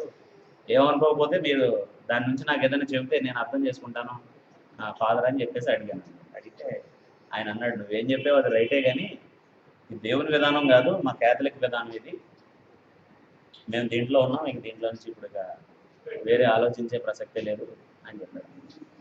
యథార్థవంతుడు అంటే నేను అంటుంది ఏంటంటే అంగీకరించడంలో కాదు, అతనికి అర్థమైంది తప్పేదో ఒప్పేదో. కానీ ఇప్పుడు అతను నష్టపోవడానికి ఎవరు కారణం? ఇప్పుడు అతనికి అర్థమైంది క్లియర్గా, కానీ దేన్ని వదిలిపెట్టలేకపోతున్నాడు? ఆయనకి ఇచ్చిన స్టేటస్ని, ఆయనకి ఇచ్చినటువంటి దాని అంతటిని కూడా వదిలిపెట్టలేకపోతున్నాడు. అలా అర్థం అవడం వల్ల ఉపయోగం ఏముంది?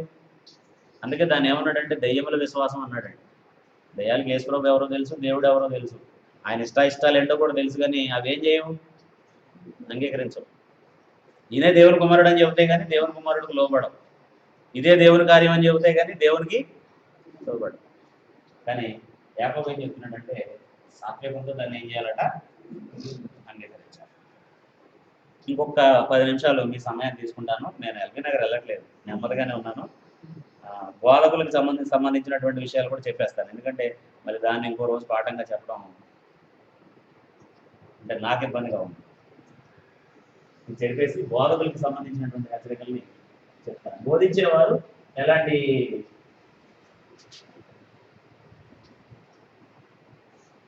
జాగ్రత్తలు తీసుకోవాలి? బోధించేవారు అంటే మేము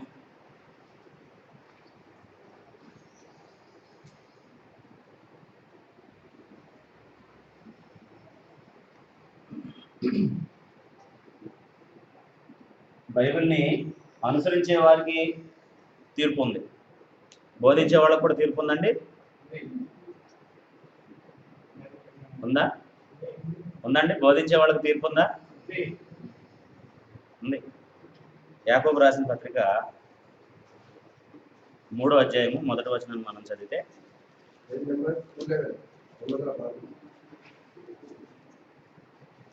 211 పేజ్ నెంబరు 211. నా సహోదరులారా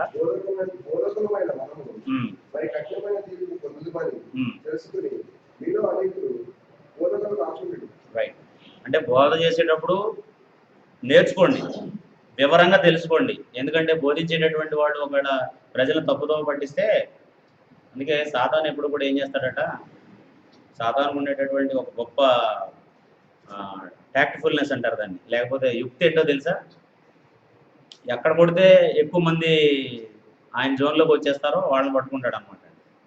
ఇప్పుడు ఇంటింటికి తిరిగి 100 మందితో మాట్లాడే బదులు ఒక్క బోధకుడు పట్టుకుంటే ఎంతమంది వల్ల పడిపోతారు కదండి. ఒక్క చర్చిలో ఉండే ఒక బోధకుడు పట్టుకున్నాడు అనుకోండి, ఆయన ఏం బోధించకూడదో అది బోధిస్తాడు, మొత్తం వెళ్ళి ఆ నెట్లో పడిపోతారు అనమాట అండి. అందుకే పౌలు ఏమన్నాడంటే, బోధకులమైన మనము మరి కఠినమైన తీర్పు, అదే యాకోబు ఏమన్నాడంటే, మరి కఠినమైన తీర్పు పొందుతుందని తెలుసుకొని మీలో అనేకులు బోధకులు కాకూడదు. అంటే వద్దని కాదండి, కొద్ది గ్రహింపుతో అవ్వండి అని అనమాట.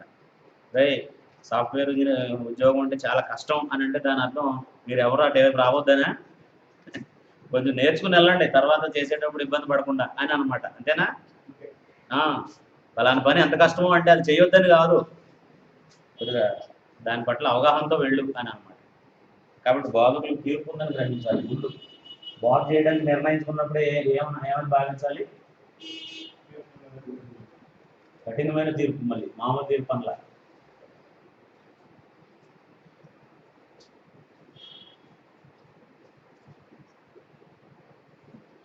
ఇశ్రాయేలు చరిత్ర మనం చదివితే, ప్రజల్ని నడిపించే నాయకులుగా ఉన్నటువంటి వారు దేవుడు నిర్లక్ష్యం చేసినప్పుడు వాళ్ళకి తీర్చినటువంటి తీర్పులు చాలా కఠినమైనటువంటి. బోధకుడని కాదు, ప్రజలకి దేవుడికి మధ్య సమాధానాన్ని కలుగు చేసేటటువంటి యాజక ధర్మాన్ని నిర్వర్తిస్తున్నాడు ఒక ఆయన, ఏలి. తెలుసండి ఏలి గురించి? సమూయేలు ఆయన దగ్గరే పెరిగాడు, సమూయేలు ఆయన దగ్గరే బోధ నేర్చుకున్నాడు. మంచి వ్యక్తి, అతని దగ్గర ఏ లోపం లేదు, పర్సనల్గా అతను మంచి వ్యక్తే.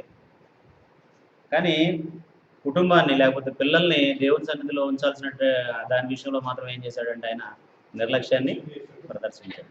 ఆ నిర్లక్ష్యం దేనికి కారణమైందంటే, ఏలి కుమారులు చాలా దుర్మార్గుల్లాగా ప్రవర్తించారు దేవుని సన్నిధిలో. దేవుడు ఎంత పరిశుద్ధుడో అంత అపవిత్రమైన కార్యాలు చేశారు వాళ్ళు.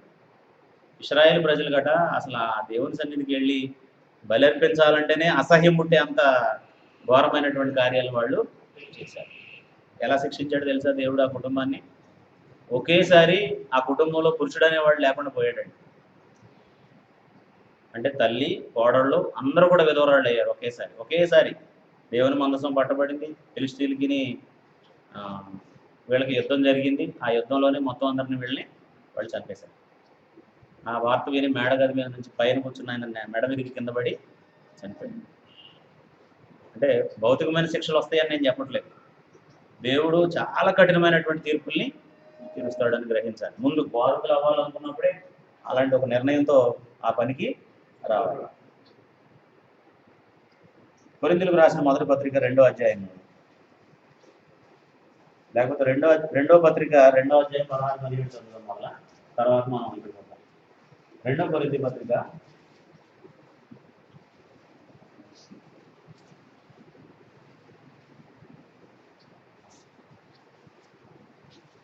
2వ కొరింథీ పత్రిక 2వ అధ్యాయం 16-17 పేజ్ నెంబర్ 160. గతించే వారికి మరణార్థమైన మరణపు వాసనగాను, రక్షింపబడే వారికి జీవార్థమైన వాసనగాను ఉన్నాము. కావున ఇటు సంగతులకు చాలా వాడేవాడు మేము దేవుని వాక్యం కలిపి తెలిపేడు అనేకుల వలె ఉండక నిష్కాపట్యము గల వారము దేవుని వల్ల నియమింపబడిన వారమై ఉండి క్రీస్తునందు దేవుని యొక్క బోధించున్నాను. రైట్. ఎలా బోధించాలట? క్రీస్తునందు దేవుని యొక్క. అంటే బోధ చేసేటప్పుడు ఎదురుగా దేవుడు ఉన్నాడు, ఆయనే దాన్ని డిజైన్ చేసిన ఆయన. ఏదైనా తప్పు చెప్తే ఇప్పుడు మనకి ఎవరైనా ఒక టీచర్ మనకు ఒక విషయాన్ని బోధించారనుకోండి, నేర్చుకుంటున్నటువంటి వాళ్ళనే మాట్లాడమంటారు కొన్ని కొన్ని విషయాలు. ఉంటుందండి అలాంటిది ఏదైనా? కొంతవరకు టీచ్ చేసిన తర్వాత మీరు ఎలా చెప్తున్నారో చూద్దాం ఒకసారి, దాని గురించి మీకు ఎలా అర్థమైందో వినడం కోసం ఒక 5 నిమిషాలు 10 నిమిషాలు ఒక సబ్జెక్ట్ ఇచ్చి దాని మీద మాట్లాడమంటారు. మాట్లాడుతున్నప్పుడు ఎదురుగుండా ఆయన నేర్పించినటువంటి టీచర్ కానీ, లెక్చరర్ కానీ, లేకపోతే ఏదైనా అంటే ఆర్ట్స్కి సంబంధించి నేర్పినటువంటి గురువు కానీ కూర్చున్నాడు అనుకోండి, ఎలా భావిస్తాడో చెప్పే వ్యక్తి? కేర్ఫుల్గా ఉంటాడా? ఏది అనిపిస్తే చెప్పేస్తాడండి. సబ్జెక్ట్ తెలిసిన ఆయన అక్కడ కూర్చున్నాడు, ఆయనే దాన్ని డిజైన్ చేసిన ఆయన. తప్పైతే తప్పు పట్టుకుంటాడు అనే భయం ఉంటుంది. అలాగే బోధించేటటువంటి వాళ్ళకి ఏమనిపించాలంటే ఆడియన్స్లో ఎవరు కనపడాలి? వాళ్ళతో పాటు ఎవరున్నారు అనుకోవాలి. అక్కడ దేవుడు ఉన్నాడు. ఒకవేళ నేను తప్పు మాట్లాడితే దాన్ని ఆయన కౌంట్ చేస్తాడు. అలాంటి భయంతో బోధించాలి. అలాంటి భయంతో బోధించేటప్పుడు వ్యంగ్యపు మాటలు మాట్లాడరు, అసభ్యకరమైనటువంటి మాటలు మాట్లాడరు, లేకపోతే ప్రజలకు నష్టం తెచ్చేటటువంటి మాటలు, ఇతరులను గాయపరిచేటటువంటి మాటలు మాట్లాడరు. అలా అబద్ధం అసలే చెప్పరు. అలాగ అంటే బోధలో మార్చి చెప్పరు. అలాగా క్రీస్తునందు దేవుని ఎదురు బోధిస్తున్నాం అన్నాడు. 1 కొరింథీ పత్రిక 2వ అధ్యాయం 1 కొరింథీ 2వ అధ్యాయం 1 నుంచి 5 వచనాలు మనం చదివితే, సహోదరులారా, నేను మీ వద్దకు వచ్చినప్పుడు వాక్చాతుర్యంతో గాని జ్ఞానాతిశయంతో గాని దేవుని మర్మము మీకు ప్రకటించు వచ్చిన వాడును కాను. నేను యేసుక్రీస్తు అనగా సిలువ వేయబడిన యేసుక్రీస్తు తప్ప మరి దేనిని మీ మధ్య జరగకూడదని నిశ్చయించుకుంటుంది. రైట్. అంటే పౌలు ఒక ప్రాంతానికి వెళ్ళి దేవుని వాక్యాన్ని ప్రకటించేటప్పుడు వెళ్లే ముందే నిర్ణయించుకున్నాడట. ఏమని? నేను వెళ్ళి అక్కడ ఉన్నటువంటి వారికి వాక్యం ప్రకటించేటప్పుడు వాక్చాతుర్యాన్ని కానీ జ్ఞానాతిశయాన్ని కానీ ప్రదర్శించకూడదు అని. వాక్చాతుర్యం అంటే తెలుసు కదండి, కొంతమంది వాళ్ళకు ఉండేటటువంటి చతురతతో మాట్లాడతారు. అందులో యథార్థత ఉండదు, దానికి ఆ ప్రిన్సిపల్ సరిపోదు. అయినా సరే వాళ్ళకు కొంచెం భాషా జ్ఞానం ఉంటుంది. వాళ్ళు ఏం చేస్తారంటే దాన్ని చతురతని ప్రదర్శిస్తారనమాట. చతురతను ప్రదర్శిస్తారు. అందుకే కొంతమంది మాట్లాడుతుంటే వినే విషయంలో ఏమి ఉంది కంటెంట్ అనే దానికంటే కూడా ఈ ప్రాసలకి లేకపోతే ఈ యాసలకి ఎక్కువ వాళ్ళు ప్రాధాన్యతని ఇస్తారు. అంటే దాన్ని బట్టి ప్రజలు ఏమనుకోవాలని అంటే, అబ్బో ఆయన పెద్ద వక్త, ఆయన పెద్ద గొప్ప బోధకుడు అని అనుకోవాలి. కానీ పౌలైతే ఏమనుకున్నాడట? అలాంటిది నేను చేయకూడదు. ప్రజలు నా భాషను ఇష్టపడి కాదు దేవుడి దగ్గరికి రావాల్సింది, నేను చెప్పేటటువంటి దేవుని యొక్క సంకల్పాన్ని అర్థం చేసుకో. నా చతురత మీద కాదు వాళ్ళకు ఉండాల్సినటువంటి నమ్మకం ఎవరి మీద? దేవుని మీద ఉండాలి అని చెప్పి నిర్ణయించుకుని అక్కడికి వెళ్ళాడట. అందుకే ఏమంటాడంటే, నేను మీ వద్దకు వచ్చినప్పుడు వాక్చాతుర్యంతో కానీ జ్ఞానాతిశయంతో కానీ, కొంతమంది జ్ఞానవంతులు ఏం చేస్తారంటే గొప్పగా చెప్పాలని ప్రయత్నం చేస్తారు. నువ్వు గొప్పగా చెప్పావు, వాళ్ళకి అర్థం కాలేదు. ఇప్పుడు ఒకవేళ సాధారణమైన జోక్ వేసినా కానీ నువ్వు వినే వ్యక్తికి నవ్వు రావాలంటే అతనికి అర్థం కావాలి కదా. గొప్ప జోక్ వేస్తే ఎవరు నవ్వాలి? నువ్వే వేసుకుని నువ్వే నవ్వాలి. అవునా కాదండి? కొంతమందికి అలాంటి జ్ఞానాతిశయం ఉంటుంది. జ్ఞానాతిశయాన్ని ప్రదర్శించడానికి కాదు దేవుడు బోధించమన్నది. దేన్ని ఏం చేయడానికట? సిలువ వేయబడిన యేసును. ఎందుకు యేసు ప్రభు నీ కోసం సిలువ వేయబడ్డాడు అనేది చెప్పడానికే నేను మీ దగ్గరికి వచ్చాను. కాబట్టి పౌలు వాక్యాన్ని బోధిస్తున్నప్పుడు ఎవరు హైలైట్ అయ్యారు? ఆయన ప్రకటిస్తున్న సిలువ లేకపోతే పౌలా? అలాగా దేవుడు ఇంత అద్భుతంగా రాయించాడా, దేవుడు ఇంత అద్భుతంగా చెప్పాడా అన్న మాటలు ప్రజల్లోకి వెళ్ళినాయి తప్ప పౌలు ఎంత గొప్పవాడు అన్న మాట ప్రజల్లోకి వెళ్ళాలి. అది బోధకులు చేయాల్సినటువంటి పని. ప్రజలు మనల్ని కాదు స్తుతించాల్సింది, ఎవరిని? దేవా ఎంత బాగా రాయించావని. యేసు ప్రభు బోధలు చేస్తున్నప్పుడు మనుషులకి ఇట్టి జ్ఞానాన్ని ఇచ్చినటువంటి దేవుడిని ప్రజలు కనపరిచారట. మనుషులకి ఇట్టి అధికారాన్ని ఇచ్చినటువంటి దేవుణ్ణి వాళ్ళు గమనించారట.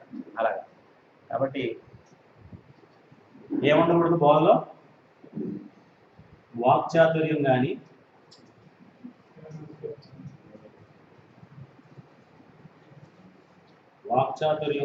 జ్ఞానాతిశయం ఉండకూడదు.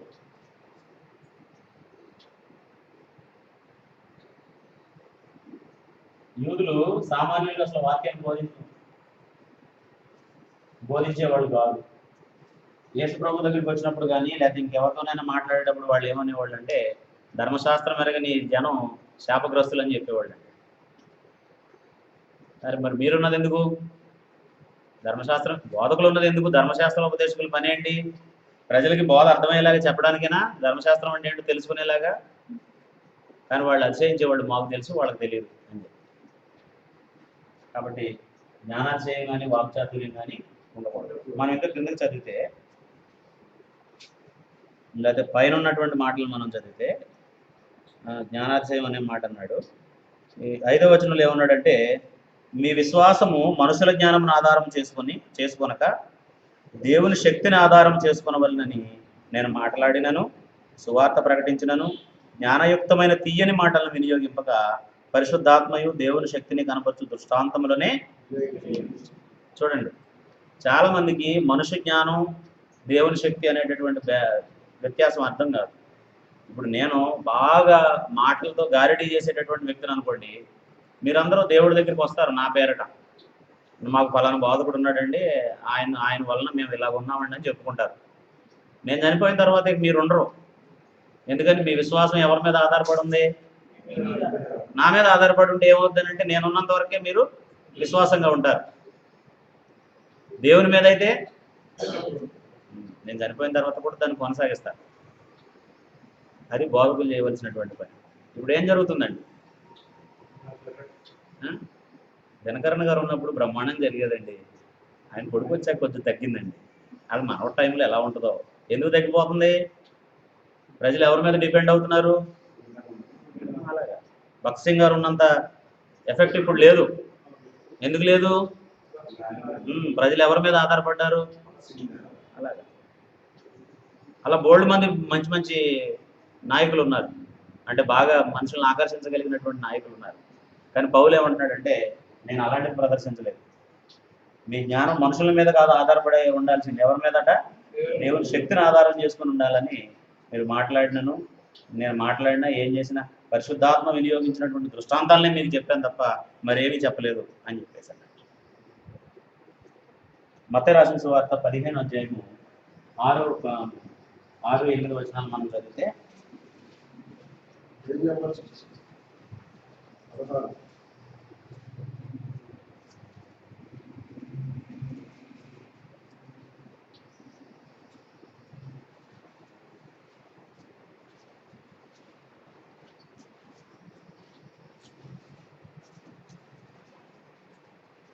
పారంపర్యాచారాలు బోధించకూడదు. మీరు పారంపర్యాచారము నిమిత్తమై దేవుని వాక్యమును నిర్ధారణము చేయుచున్నారు. వేషధారులారా, ఈ ప్రజలు తమ పెదవులతో నన్ను కనపరచలేదు, కానీ వారి హృదయంలో నాకు దూరంగా ఉన్నారు. రైట్. అంటే అక్కడ సందర్భాన్ని చెప్తాను. యేసుప్రభు శిష్యులు, యేసుప్రభు ఒక ప్రదేశంలో యూదులకి ఎదురుపడ్డారు. అప్పుడు యేసుప్రభు యొక్క శిష్యులు యూదుల పెద్దలు ఆచరించినటువంటి, లేదా యూదుల పెద్దలు నిర్ణయించినటువంటి ఆచారం ప్రకారం చేతులు కడుక్కోకుండా భోజనం చేస్తున్నారట. అంటే ఇప్పుడు మనం భోజనం చేసే ముందు చేతులు కడుక్కుంటే అలా కాకుండా వాళ్ళకి ఏదో శుద్ధీకరణ ఆచారం అని ఒకటి ఉంది, దాని ప్రకారం చేయకుండా వాళ్ళు భోజనానికి సిద్ధపడ్డారు. అప్పుడు వీళ్ళు ఏమన్నారంటే, నువ్వు ఎంత మంచి బోధకుడు కదా, మరి నీ శిష్యులకు ఎందుకు చెప్పలేదు పెద్దలు నియమించినటువంటి ఆజ్ఞలు మీరకూడదని అని యేసుప్రభుని అడిగారు. అప్పుడు యేసుప్రభు కూడా వాళ్ళని ఒక ప్రశ్న అడిగాడు. ఏమనంటే, మీరు అలాగే దేవుని ఆజ్ఞల్ని పెద్దల ఆచారాల కోసం ఎందుకు మీరు మీరుతున్నారు? తల్లిదండ్రులను సన్మానించమని, వారిని కొట్టువాడు కానీ తిట్టేవాడు కానీ శాపగ్రస్తుడని ధర్మశాస్త్రంలో రాయబడింది కదా, మరి మీరైతే దేవార్పితం అని చెప్పి ఎందుకు సరిపెడుతున్నారు అని అప్పుడు చెప్తున్నాడు అనమాట అండి. పారంపర్యాచారాలను మీరు బోధిస్తూ దేవుడిని ఏం చేస్తున్నారట? నిరర్థకంగా ఆరాధిస్తున్నారు. అంటే ఆరాధన చేస్తున్నారు కానీ అది ఏమైపోతుంది? నిరర్థకం అయిపోతుంది, వేస్ట్ అయిపోతుంది అనమాట. మనం చేసే పని వృధా అయిపోయింది అనుకోండి, ప్రతిఫలం లేకుండా, ఆ పని చేసే వాళ్ళని ఏమంటారు? జ్ఞానం లేని వారు. కదండి, ఒక వ్యక్తి చేసిన పనికి ఏం ప్రతిఫలం రాకుండా పని చేస్తున్నాడంటే దాన్ని ఏమంటారు? అది టైం వేస్ట్ ప్రోగ్రామ్ అది. అలాగే ఎవరైనా పారంపర్యాచారాలను బోధిస్తే ఏ పారంపర్యాలు బోధించబడుతున్నాయి మనకి? ఎలాంటి పారంపర్యాచారాలు బోధించబడుతున్నాయండి మత సంబంధంగా? పండుగలు పారంపర్యాచారాల, దేవుని ఆజ్ఞల? పారంపర్యాచారాలు. పండుగలు అనేవి పారంపర్యాచారాలు. అలాంటి ఎన్నో ఉన్నాయి మనకి. ఇంకా బైబిల్ తల కింద పెట్టుకోవడం దగ్గర నుండి, కొబ్బరిలోని ప్రార్థన చేయించుకోవడం దగ్గర నుండి. ఒకసారి ఒకళ్ళు ఎవరో అంటే పిలిస్తే అక్కడికి వెళ్ళాను. వాళ్ళు మత శాఖకు సంబంధించిన వారే, కానీ సత్యం వింటారు అనే ఆశతో వెళ్ళి ఆ గృహప్రవేశం ఏదో జరుగుతూ ఉంటే వాళ్ళ ఇంటికి వెళ్ళి వాళ్ళు ప్రార్థన చేసి, అంటే గృహప్రవేశం అంతా జరిపించి వచ్చేటప్పుడు అందరం కలిసి ప్రార్థన చేసుకుందామని ప్రార్థన చేసుకుంటున్నాం. ఒక ఆమె ప్రార్థన చేసే ముందు, అయ్యా దీనికి కొంచెం ప్రార్థన చేయని కొబ్బరి నూనె డబ్బా తెచ్చి నా దగ్గర పెట్టింది. అమ్మ, దాంట్లోనేమి శక్తి లేదు, నేను దేవుడు ప్రార్థన చేస్తాను, మీకోసం మీరు కూడా ప్రార్థన చేసుకోండి, తగ్గుతుంది. దీనికంటే ఎక్కువ దేవుడిని నమ్మండి, మీరు మీ నమ్మకాన్ని తెచ్చి డబ్బా మీద పెట్టొద్దు అని చెప్తే ఆమెకు అర్థం కాలేదు, మరి అర్థమైందో తెలియదు. సరిగా సార్ కామ్లో ఉన్నాను. సరే ప్రార్థన మొదలుపెట్టి నేను చేతులు ఇలా పెట్టుకుని ఇలా అందరం కలిసి ప్రార్థన చేస్తాను. ప్రార్థన మధ్యలో నాకు ఏదో తగులుతుందండి, నా చేతికి ఏదో తగులుతుంది. నాకేం ఏ పిల్లలు ఎవరైనా నిలబడ్డారేమో కింద, వాళ్ళు ఏమైనా తగులుతున్నారేమో అనుకున్నాం. మనం కళ్ళు తెరిచి చూడలేము. అప్పుడు కాసేపు నాకు ఆమె నెమ్మదిగా నా చేతులు పెట్టి చెయ్యి మోసిందండి. ఇలా ఎంత చెప్పండి, వాళ్ళ నమ్మకం వాళ్ళదే.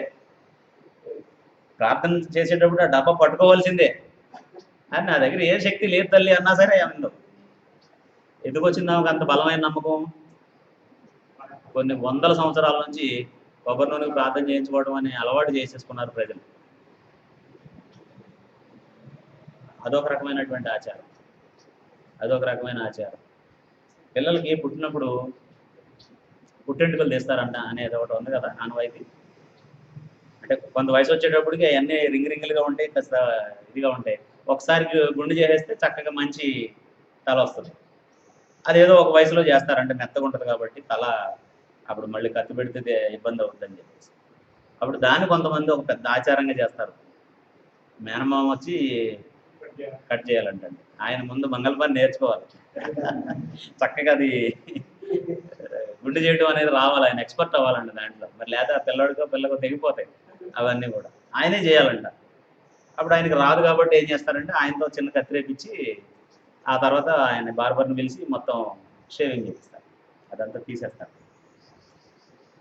అప్పుడు ఒక చోటకి నన్ను ఇలాగే పిలిచారు. వెళ్తే, అయ్యా ఇక నువ్వు మరి మా బాధకుడు అయినా మా పిల్లోడు లాంటివి, ఆ అమ్మాయికి మరి అన్నయ్యమైనా తమ్ముడు అయినా నువ్వే, ఆ పని అయితే నువ్వే చేయన్నా. ఇదేంటమ్మా నేను చేయటం ఏంటి అని, అప్పుడు నేను రేజర్ తెచ్చుకోండి పోని నేనే గీసేస్తాను మొత్తం, అంతగా మీకు కుదరకపోతే, మీకు వీలు కాకపోతే అన్నారు. అంటే అలా కాదయ్యా, నువ్వు కత్తిరి తీసుకుని 3 కత్తురులే, తర్వాత అతను వచ్చి గీస్తాడు అని చెప్పేసి అన్నారు. ఎందుకమ్మా అంటే, తండ్రి కుమార పరిశుద్ధాత్మ నామంలో 3 కత్తులు వేయాలంటండి నేను. ఈ కత్తులు ఎవరిని కూడా వదిలిపెడతలేదు. తండ్రి కుమార పరిశుద్ధాత్మ నామంలో 3 కత్తులు వేయాలంటండి. ఎన్ని ఆచారాలు ప్రతిదానికి అంతే. శంకుస్థాపనప్పుడు ప్రార్థన ఉంటుంది, నవధాన్యాలు ఉంటాయి ఉండవండి, అన్నీ ఉంటాయి. గృహప్రవేశినప్పుడు ప్రార్థన ఉంటుంది, దూడ లోపలికి వెళ్ళి పేడేయడం కూడా ఉంటుంది, అన్నీ ఉంటాయి. అంటే కొన్నిసార్లు సామాన్య ప్రజలకి అసలు ఇది చేయొచ్చో చేయకూడదనే క్లారిటీ లేనంత అయోమయంలో ఉన్నారు ప్రజలు ఇప్పుడు. దానికి కారణం ఎవరంటే బోధించేవాళ్ళు.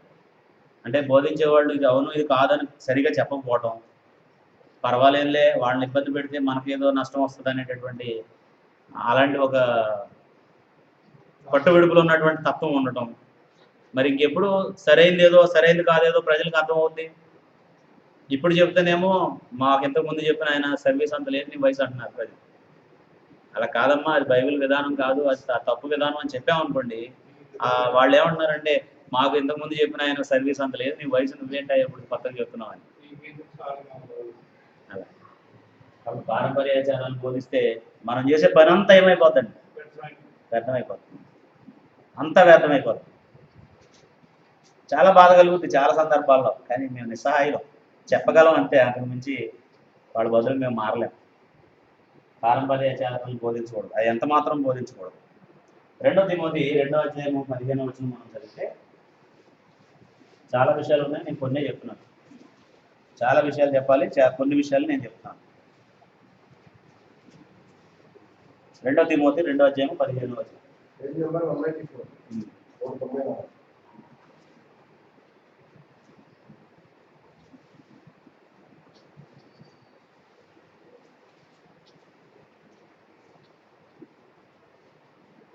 బోధించే వ్యక్తి పని ఏంటంటే సత్యవాక్యమును సరిగా ఉపదేశించాలి. ఈ సరిగా ఉపదేశించాలనే దగ్గర ఏమన్నానంటే ఆ ఫుట్ నోట్లో ఉన్న మాట ఏంటంటే విభజించి బోధించాలి. సత్యవాక్యాన్ని సరిగా విభజించి బోధించాలి. ఏ కాలంలో దేవుడు ఎవరికి ఆజ్ఞించాడు, ఎవరు దేన్ని అనుసరించారు, ఎవరికి ఏం చెప్పబడింది, ఈరోజు మనం అనుసరించాల్సినటువంటిది ఏంటి అని వివరంగా బోధించాలి.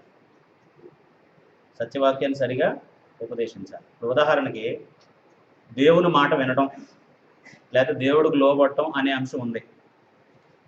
దేవుడికి లోబడటం అనే అంశం ఉంది.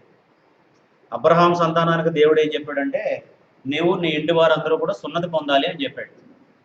అబ్రహాం కుటుంబీకులు ఇశ్రాయేలుగా లెక్కించబడి దేవుని ప్రజలు అనిపించుకోవాలంటే, మన భాషలో రక్షణ పొందాలంటే ఏం చేయాలి? వాళ్ళు సున్నతి పొందాలి. సున్నతి పొందాలి. నోవహు కుటుంబానికి ఏం చెప్పాడు? ఓడను నిర్మించుకో అన్నాడు. నీ ఇంటి వారి రక్షణ కోసం ఓడను నిర్మించుకో అన్నాడు. ఈరోజు మనకేం చెప్తున్నాడు? నమ్మి బాప్తిస్మం పొందినవాడు రక్షింపబడు, నమ్మని వానికి శిక్ష విధింపబడు. కాబట్టి ఇప్పుడు దేవుణ్ణి విశ్వసించడానికి అందరూ విశ్వసించడం అయినప్పటికీ కూడా ఆ కాలంలో ఉండేవాళ్ళకి ఒక పద్ధతి చెప్పాడు, దాని తర్వాత ఉండేటటువంటి కాలంలో ఉండేవాళ్ళకి ఒక పద్ధతి చెప్పాడు, నేడు మనకు ఒక పద్ధతిని చెప్పాడు. లేదు మరి సున్నతి కాబట్టి అది చేయించుకుంటామంటే, లేదు ఓడ నిర్మించుకోవాలి కాబట్టి దానికి వెళ్తామంటే, లేదు కొన్ని సాక్ష్య గుడారం అంటే దానికి వెళ్తామంటే, మనకేం చెప్పాడో అదే చెప్పాలి. అది విభజించి బోధించడం అనమాట అండి. ఈరోజు ఒక వ్యక్తి క్రైస్తవుడు అవడానికి చేయాల్సినటువంటి పని ఏంటంటే బాప్తిసం పొందాలంతే. మరి అవెందుకు? అది ఇన్ఫర్మేషన్ అంతే. నువ్వు ప్రాక్టీస్ చేయాల్సింది దీన్ని. ఇలా సత్యవాక్యాన్ని సరిగా ఉపదేశించే వాళ్ళు లేరు కాబట్టి అందులో కొన్ని, ఇందులో కొన్ని, ఇప్పుడు కొన్ని, ఎవరికి ఏది వీలైతే అది చేస్తూ ఉంటారు. కాబట్టి అర్థం కావట్లేదు, మనం ఎక్కడ ఉన్నాం అర్థం కావట్లేదు, మనం ఏ చట్టం కింద ఉన్నాం అర్థం కావట్లేదు, మన నాయకుడు ఎవరు అర్థం కావట్లేదు, మన యాజకుడు ఎవరు అర్థం కావట్లేదు, ఏది అర్థం కావట్లేదు. అందుకే ఏం చెప్తున్నాడంటే సత్యవాక్యమును సరిగా ఏ కాలంలో దేవుడు ఎవరికి ఆజ్ఞ ఇచ్చాడో ఈ రోజు మనం అనుసరించాల్సిన ఆజ్ఞ ఏంటో విభజించి చెప్పకపోయినట్లయితే వినేవాళ్ళు నష్ట. చివరికి ఒక మాట చదువుకుని ముగించుకుందాం. 1 తిమోతి 4వ అధ్యాయం 16వ వచనంలో ఏమన్నాడంటే బోధకుడు ఎప్పుడైతే రక్షించబడతాడో బోధ వినేవారు రక్షించబడతారు. బోధ వినేవారు ఎప్పుడైతే రక్షించబడతారో బోధకుడు రక్షించబడతారు. ఈ రెండు వేరువేరు ఉండవండి. 1 తిమోతి 4:16 మనం చదివితే నిన్ను గూర్చి నీ బోధను గూర్చి జాగ్రత్త కలిగి ఉండుము, వీటిలో నిలకడగా ఉండుము, నీవిలాగున చేసి నిన్నును నీ బోధ వినువారిని రక్షించుకుందువు అన్నాడు. కాబట్టి ఇలా కాకపోతే, ఈ పద్ధతిలో కాకపోతే, అంటే నీ గురించి లేకపోతే నిన్ను గురించి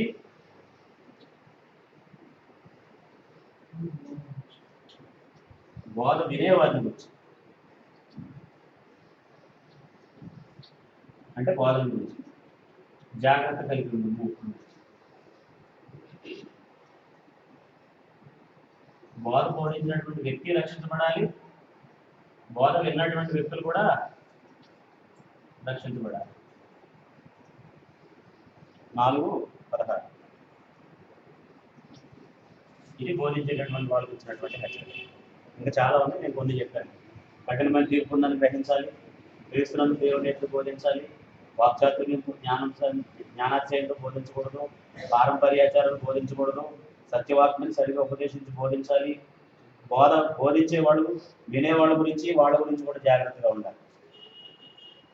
ఇంకా మనం ఆలోచిస్తే దేవోక్తులను బోధించినట్టు బోధించమన్నాడు. 1 పేతురు 4:11 మనం చదువుతాం. బోధించేటప్పుడు మన సొంత మాటలు కాదు ఇవి, ఎవరివి?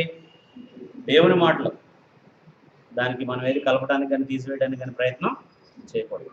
ఇప్పుడు ఎవరైనా ఒక అధికారి తను ఆలస్యంగా అంటే మీటింగ్కి రావడానికి వీలు పడక, లేదా ఒకేసారి 2 మీటింగ్లు ఉండటాన్ని బట్టి ఆయన ఎవరినైనా పంపించాడు, ఆయన కింద పనిచేసేటటువంటి ఇంకొక అధికారిని. ఇప్పుడు చాలాసార్లు కలెక్టర్ అటెండ్ అవ్వాల్సినటువంటి మీటింగ్స్కి జాయింట్ కలెక్టర్ని పంపిస్తారు. ఇప్పుడు జాయింట్ కలెక్టర్ గారు లేకపోతే ఆర్డీఓ గారు వెళ్ళి కలెక్టర్ గారి మాటలను ఎలా బోధిస్తారండి? ఆయన ఆయన ఫలానా ప్రాంతంలో ఉండేటటువంటి వాళ్ళకి 100 ఇళ్ళు ఇస్తామన్నారు అని ఆయనకు రాసిచ్చిన డ్రాఫ్ట్లో ఉంటే 150 ఇళ్ళు ఇస్తారులేండి అని అంటారు ఆయన. అంటే ఎవరు దానికి అకౌంటబుల్ అవుతారు? అప్పుడు కలెక్టర్ గారు అడుగుతారు అనమాట, నేను 100 అని రాస్తే నువ్వు 150 అని ఎందుకు చెప్పావు? నేను ఎలాగంటే నువ్వు అలాగే ఎందుకు చెప్పావు? దానికి ఆయనకు పనిష్మెంట్ ఉంటుంది, దానికి ఆయన లెక్క చెప్పాలి, దానికి ఆయన బాధ్యుడిగా ఉండాలి. కాబట్టి ఈ బోధ ఎవరిది? దేవుడు. దేవోక్తులను బోధించినట్టుగా బోధించాలి అని చెప్పాడు. ఎందుకు చెప్పుంటాడు? ఈ బైబిల్ వినేవారికి హెచ్చరికలు, అంటే వినేవారికి బోధించే వారికి హెచ్చరికలు దేవుడు ముందుగానే ఎందుకు రాయించుంటాడు? ముందుగానే ఎందుకు రాయించుంటాడండి? ఈ బైబిల్ గ్రంథాన్ని చదివేటటువంటి వాడు జాగ్రత్తగా ఉండాలి, దీనిలాగా అర్థం చేసుకోవాలని, దీనిలో ఉన్న మాటలకు ఏది చేర్చకుండా పరలోకానికి చేరేటట్టుగా ఈ బోధన విని అనుసరించాలని చెప్పి దేవుడు దాన్ని రాయించాడు.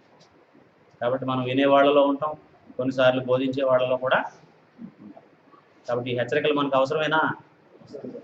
ఇది ఎవరైనా ఒక సంఘం వాళ్ళు డిజైన్ చేసినాయా, బైబిల్లో పరిశుద్ధాత్ముడు రాయించినాయండి?